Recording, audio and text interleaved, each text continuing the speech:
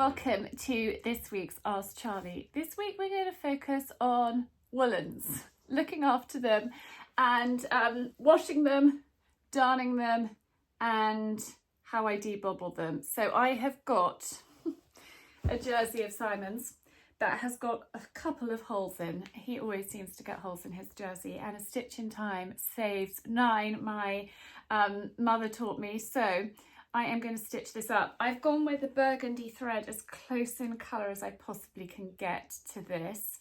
And when I'm just repairing a hole, I'll use a cotton thread. Sometimes if I've got the right wool, I will use a woolen thread, but I'm using a double and that knot didn't work.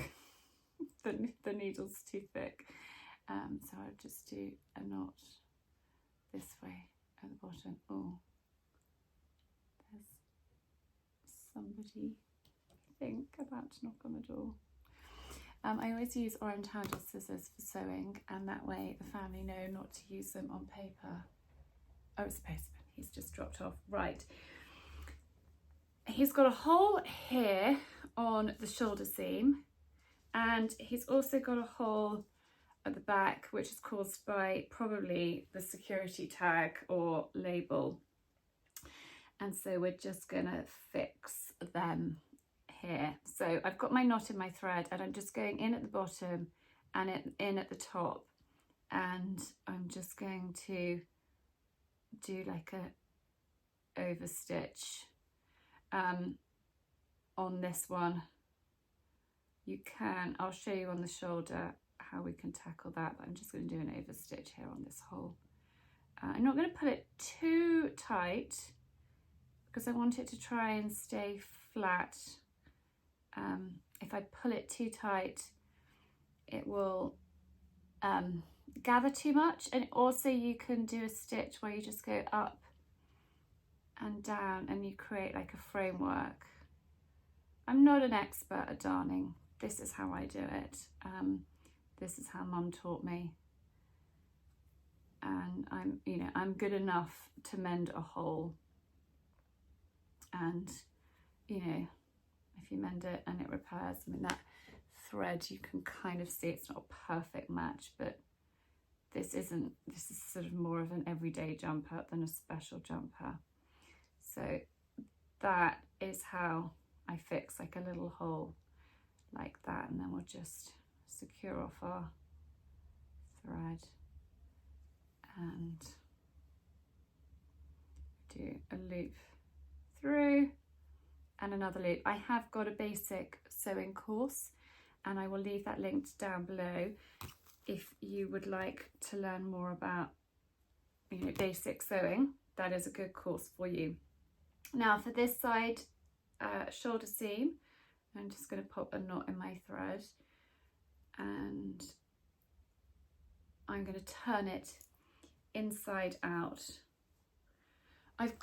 This is Simon's grandmother's sewing box. I absolutely love it. I love, it's so special. It's so special. I've got all of my bits and pieces in here. You can use a darning mushroom. I tend not to. I tend just to use my hand. So there, you can see the hole. And it's both sides of the seam. And I'm doing this before I wash the jersey. We're going to wash it in a minute, and I'm just going to go put the needle through like that, and I'm going to actually try and do both sides at the same time,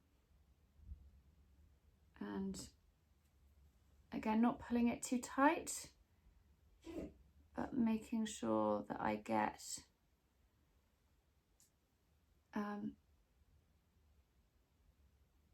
like a full loop of wool, that's the right word, and just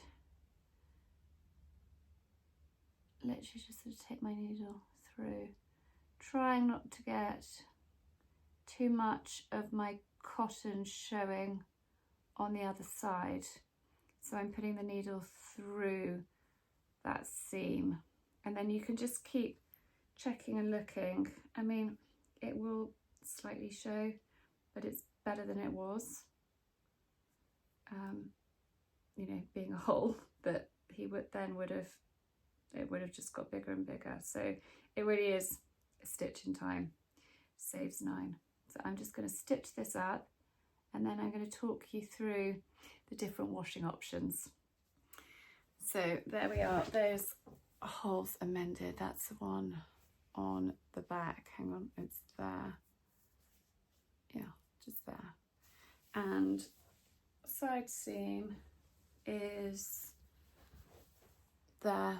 So I think I've done an okay job. I think that's pretty good. You can just, if you look really closely, see a red thread. So it's practice, but you know, that is going to keep that jumper in good working order for a lot longer than it would do, and who, you know, will look really ratty and tatty turning up with a holey jumper. So a stitch in time. So let's go and wash them. Okay, so this I'm going to pop in the washing machine, and I'm going to pop, in fact, actually I'm not going to wash that. It doesn't need washing. Don't wash woollens unless they really need washing. So this I've worn a few times. It doesn't smell. If it does need some de-bobbling, so we're going to de-bobble, but it's fine. Oh, there's another jersey next door I need to get. That one, some of size socks and some of my wool, lamb's wool socks, and this one we're going to hand wash. This was mine. I gave it to Coco's, and I'm going to show you how I hand wash and how I machine wash. So there are 2 different options for you, and then we will go and do some de-bobbling. So I'm just going to go get the other knit from next door. The Clothes Doctor do a knitwear mist, which is really good for refreshing your knitwear if it doesn't need washing, but maybe, I don't know, you sat near a bonfire or whatever it might be. You can just give it a spritz with something like this. This is number 13 knitwear mist from the Clothes Doctor, and it's cedarwood and vanilla. It smells really, really lovely. So, you know, if your knitwear doesn't need washing and you're just washing it for the sake of washing it, maybe think, actually, I can just give it a spritz. This little lot does need washing, so let's do it. Right, we've squidged in here as best we possibly can. Now, I can wash burgundies and navies together and be perfectly safe. I would not wash navy or burgundy or dark green with a light cashmere knit. It's like normal laundry, separate them, but I know that navy and burgundy is absolutely fine. Florence wants to say hello to everybody. Hello, darling. Hello. Right, in that little lot goes. Now, I am really lucky. This machine has a wool wash and it has a cold wool wash. My last machine didn't have a cold wool wash, so I didn't use it because even at 30 degrees, it still shrunk stuff. So I can adjust the temperature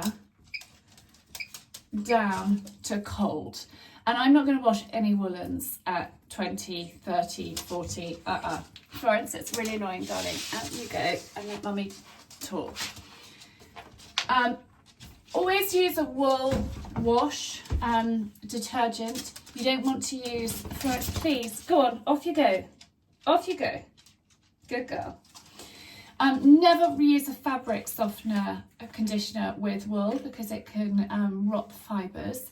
And I'm just going to use 1 cupful of wool wash in my drum, like that. Never wash woollens when you're in a hurry, because that's when accidents can happen and you can shrink things. Don't get distracted. Make sure that you're on the right programs. I've selected wool. I have popped it on cold. I've double checked that I've selected wool and that it's on the cold option. And that's an 800 spin. Go for a lower spin cycle than you would do regular things. You know, if you're just washing bed sheets and towels and stuff, you want a high spin cycle. For wool, don't go too high because that, I think, has a shrinking effect as well. But I'm happy that that's cold, that's 800, that's wool, and I'm going to press go, and it's a 40-minute cycle, so that is perfect. And now we're going to go and do some hand washing in the kitchen sink. Right, here we are at the kitchen sink to do some hand washing. So I will, you can either use a bowl or just straight into the sink, cold water and a cupful of detergent. Now, when it's completely submerged, I will agitate it a little bit and give it a rub round, and then I will I'm going to bring you a bit closer, pay particular attention to armpits, and if maybe there's some food that's marked on it, hang on a sec, let's just get you so you can see. I will concentrate on armpits to make sure that those are thoroughly washed, in case, you know, they might be a little bit smelly. Neckline is always an important area to concentrate on as well. And if, for example, there's some food spilt down the front, then I would just very, very, very gently work it until that has come out. Now I'm going to leave that to soak for 10-15 minutes in there, and we're going to go next door and I'm going to show you how I de-bobble while that is just soaking and doing its thing in the water. I would normally do this on the ironing board, but actually the ironing board's packed away and the kitchen table will work perfectly. Save getting that out and we can stay here. Now actually I have just seen I've got a little bit of a mark there and it's coming off with my nail, but I could use a damp cloth. I don't know what it is, but it's a little bit of something on there. But this is looking a little bit bobbly. I've worn it quite a lot, and I was asked by one of you last week if I would share with you about de-bobbling, so this is a perfect opportunity. Now I have a gleaner. I have tried various different gadgets and gizmos to de-bobble. I've tried the electric ones. I'm not a fan of an electric one. However, the gleaner I'm a massive fan of. I've had this for a number of years. It was recommended to me by somebody, a lovely lady who has a knitwear business. It comes with different heads, so it will do, you know, different textures of wool, and, you know, from more delicate to coarser. I also have got one of those. This is from Pure Collection. Those are quite good at de-bobbling as well. I used the gleaner the other day. My navy dress had got some fluff on it because I tumble dry the white towels in our machine. It had got some white fluff on it, and I just used this end, which is really good for maybe like my navy overcoat, and it just gets off fuzz. But we're going to try this end for de-bobbling this, and it's just really great. It has, as I just showed you, the different heads, and they come off really easily, so it's very, very user friendly. And I'm just going to run this over here and just smarten it up. And I think if you look after your knitwear, it's going to last and look so much better for longer. I think knitwear can if it's not looked after and is really bobbly, it can make your appearance look a little bit, I don't know, scruffy and unkept. So I just keep this to hand and just try and de-bobble and de-fuzz. It's normally something I would do when I've washed an item. I would always just lay it out and de-bobble it before folding it and popping it back in the wardrobe, but this doesn't need washing, so it's perfect just to give it a little bit of a freshen up. And this gleaner is really good. Often you'll get more bobbling under an armpit, and this is absolutely perfect for it, and you can see the fuzz coming off. So I'm just going to crack on and whiz over all of this. You might want to just move the seam around. So there I've got the more bobbly bit flat, and I can just easily have a whiz over it with this. And then I can just do the same with that side seam. Just move it and then I can get into it easier. I just noticed as I was de-bobbling that there is a tiny, tiny hole there. There's also loose thread there. And so, a stitch in time. You'll be so bored of me saying that. But I'm just going to pop. It's quite thick weave fabric, but I can just see it there. I've got my finger on the other side, so I'm just going to literally just got a navy thread, and we'll just pop a stitch in so that hole doesn't get any bigger. So it's quite a good idea as you're de-bobbling just to check over your clothes and just see, or you know, even when you're ironing, if there's a button missing, replacing it, and you know, rather than throwing out, make do and mend, repair your clothes. And I've got lots of videos showing you, you know, how to do that. So we'll just quickly pop a few stitches in here. Check it from the other side. Yeah, that's absolutely fine. That is good. So we'll just knot it, and that is then done. So that's just looking a lot tidier now. And yeah, I got it in white cocoa on the King's Road, and it's just quite a lovely fun piece, and I've worn it quite a lot already. But let's go and finish that hand washing. So empty the sink and then just squeeze out as much of the excess water as you can. Don't wring it, just squeeze. And then do a cold rinse. I don't find you need to do a lot of rinsing, just a quick rinse. There we are. That is done. So again, really good squeeze now.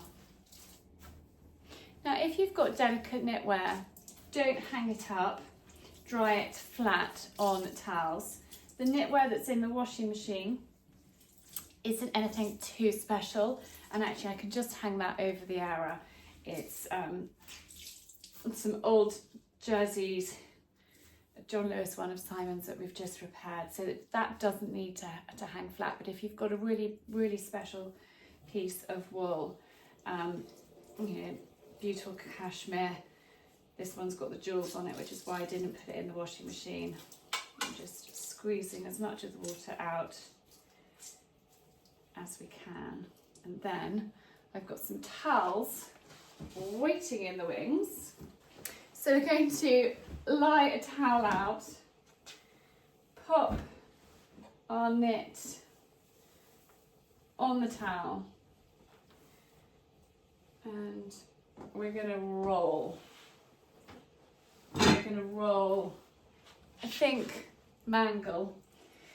old-fashioned mangle, and squeeze the excess water out with your towel.